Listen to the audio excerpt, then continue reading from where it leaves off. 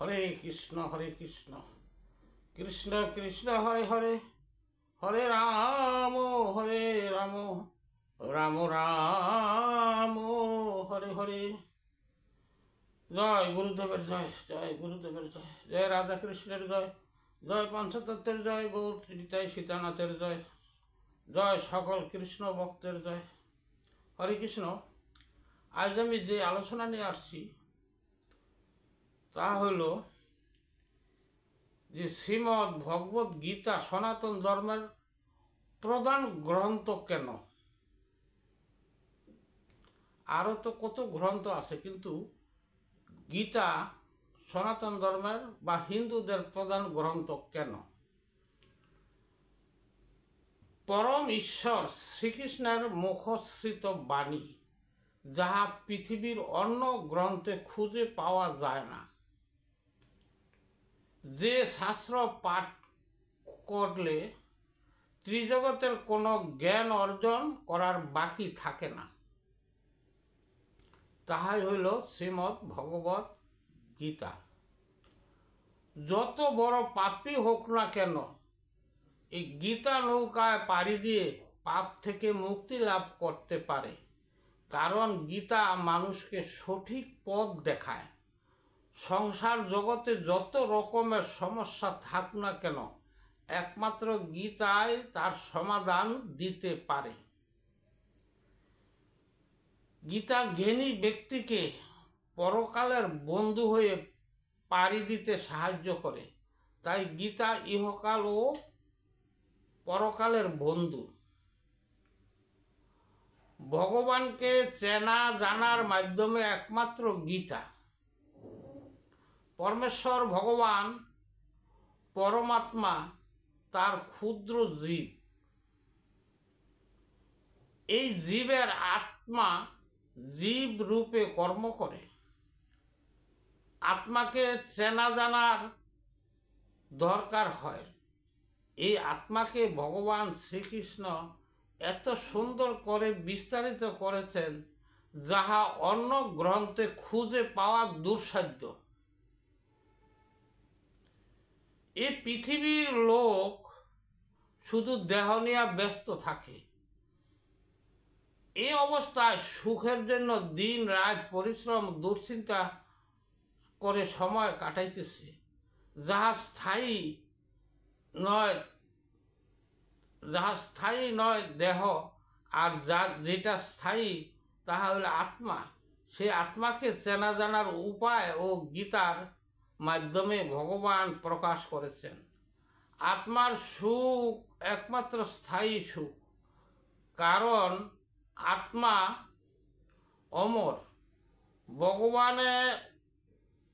ভগবান দেহ সম্পর্কে বিশ্লেষণও করে দিয়েছেন। শুধু আত্মা যে না তা না, এই গীতার মাধ্যমে দেহ যে কি প্রয়োজন তাও বলছেন। দেহ আত্মার বাসস্থান, তাই দেহ দ্বারা আত্মার কর্ম করা হয়। ভগবান সাধন ভজন করার একমাত্র, ভগবানকে যদি সাধন করি উপায় কোথায় থাকে, এই দেহটার তখন প্রয়োজন হয়। এই দেহের সাহায্যে আমরা সাধন ভজন করে থাকি। এই দেহের সাথে আবার ইন্দ্রিয় জড়িত। ইন্দ্রিয়কে দুই ভাগে ভাগ করা হয়েছে, জ্ঞান ও কর্ম ইন্দ্রিয়। 5টি হইল জ্ঞান ইন্দ্রিয় আর 5টি হইল কর্ম ইন্দ্রিয়। জ্ঞানেন্দ্রিয় অর্থাৎ যাহা দ্বারা আমরা জ্ঞান করে থাকি তাহাই জ্ঞানেন্দ্রিয়। আর কর্ম ইন্দ্রিয় যার সাহায্যে আমরা, যে ইন্দ্রিয়ের সাহায্যে আমরা কর্ম করে থাকি তাহা হলো কর্ম ইন্দ্রিয়। তবে জ্ঞানেন্দ্রিয় 5টি হল চক্ষু, কর্ণ, নাসিকা, জিহ্বা, ত্বক। এই 5টি হল জ্ঞানেন্দ্রিয়। আর কর্ম ইন্দ্রিয় হল গুহ্য, লিঙ্গ, হস্ত, পদ, বাক। এই 5টা দ্বারা আমরা কর্ম করে থাকি। ভগবান গীতাতে খুব সুন্দরভাবে বিশ্লেষণ করে দিয়েছেন। আবার প্রত্যেকটা ইন্দ্রিয়ের যে দেবতা আছে, এমন সুন্দর আত্মা ও দেহের বিশ্লেষণ একমাত্র ভগবান শ্রীকৃষ্ণ ভগবান কি করছে গীতার মাধ্যমে দিয়েছেন। মানব জাতির চলা খাওয়া বিশ্রাম কর্ম এবং খাদ্যের উপকারিতা গীতার মাধ্যমে জানা যায়, তাই গীতা প্রধান শাস্ত্র। এই গীতার যার যে গীতাকে আস্বাদন করে তার এই জীবনে চলাফেরার কোনো সমস্যা হয় না। সে এই গীতার মাধ্যমে সব সমাধান দেওয়া আছে। এই এমনই এক গ্রন্থ এর যাহা বলই বাহুল্য।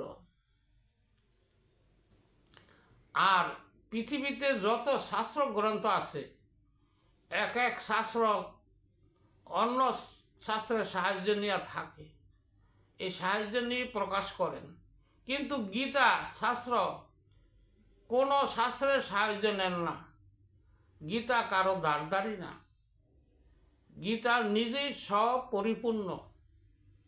আমরা এই যে গ্রন্থগুলা পাঠ করি, যদি ভাগবত পাঠ করি তাই দেখা যায় ওইখানে গীতার শ্লোক আছে, এবং চৈতন্য চৈতন্যতা পড়লে দেখা যায় গীতার শ্লোক ওইখানে আছে। আরও অন্যান্য যত গ্রন্থ আছে সব গ্রন্থের ভিতরে গীতার শ্লোক আছে, কিন্তু গীতার মধ্যে অন্য কোনো শাস্ত্রের শ্লোক নাই। আর কারণ এই শাস্ত্রটা এমন একটা জিনিস, যত শাস্ত্র আছে সব শাস্ত্রের সারাংশ। আমরা যে বেদ পাঠ করতো আগে, 3 বেদ 4 বেদ এরকম পাঠ করতো, আসলে ওই বেদের প্রয়োজন পড়ে না। কারণ গীতা এমনই বেদের থেকেও শ্রেষ্ঠ। যত বেদের সব বেদান্ত যা আছে সব গীতার মধ্যে সার বস্তু।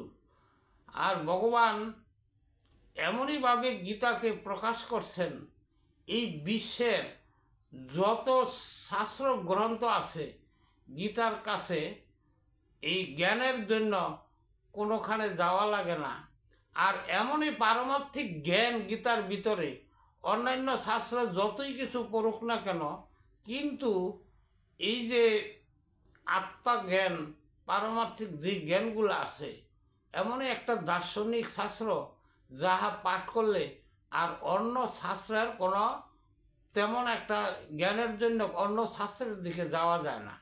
তবে অন্য শাস্ত্র যাওয়া না গেলে ওগুলার আবার অন্যান্যভাবে লিপিবদ্ধ আছে।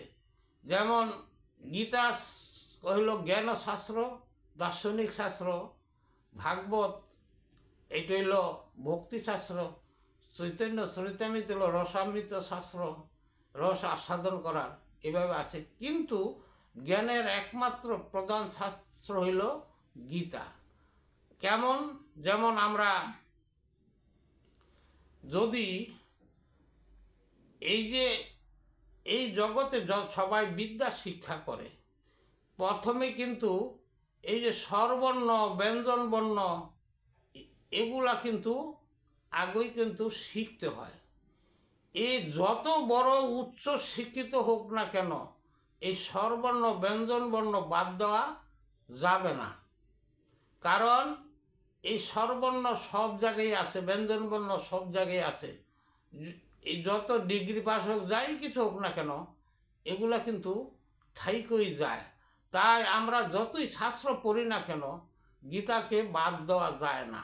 কারণ গীতা এমনই একটা বস্তু, সার বস্তু। প্রাথমিকভাবে এই গীতা যদি জ্ঞান কারো না থাকে সে কিন্তু জ্ঞানী ভক্ত হইতে পারে না।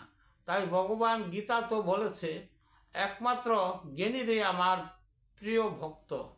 কারণ এই জ্ঞানীরা কি করতে পারে? জ্ঞানের সাহায্যে, এই গীতার জ্ঞানের সাহায্যে ভগবানকে পূর্ণভাবে পুঙ্খানুপুঙ্খানুভাবে সে ভগবানকে জানতে এবং চিনতে পারে।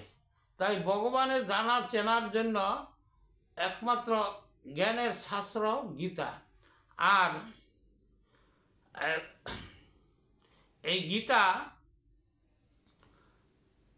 এরকমই একটা জিনিস যে আমরা এই সনাতন ধর্মে যেই মতে আছি না কেন, কিন্তু গীতা প্রত্যেকেরই দরকার। আর যেই মতে থাকুক, এই যে বৈষ্ণব মতে, সাত্ত্বিক মতে, শৈব মতে, যাই হোক না কেন, এইখানে গীতাটাকে প্রাধান্য দেওয়া হয়েছে, কারণ সবাই এই গীতা গ্রন্থ আস্বাদন করতে হয়। আর গীতা কোনো পক্ষবাদী না, কোনো পক্ষবাদী গ্রন্থ না, এটি জ্ঞানের জন্য এবং মানুষের জ্ঞান অর্জনের জন্য এই গীতাই প্রকাশিত। তাই এই সনাতন ধর্মের বা এই যে হিন্দুদের একমাত্র প্রধান গ্রন্থ হইল শ্রীমদ্ ভগবদ্ গীতা। হরে কৃষ্ণ। আমি যে আলোচনা করলাম, এই আলোচনাতে যদি ভুল ত্রুটি হয় আপনারা আমাকে ক্ষমা দৃষ্টিতে দেখবেন। হরে কৃষ্ণ কৃষ্ণ কৃষ্ণ হরে হরে। আজ আমি এইখানেই বিশ্রাম রাখলাম। জয় রাধে জয় রাধে, জয় রাধে জয় রাধে। কৃষ্ণ জয়, কৃষ্ণের জয়, জয় কৃষ্ণ ভক্তের জয়, জয় সাধুগুরু বৈষ্ণবের জয়। হরে কৃষ্ণ।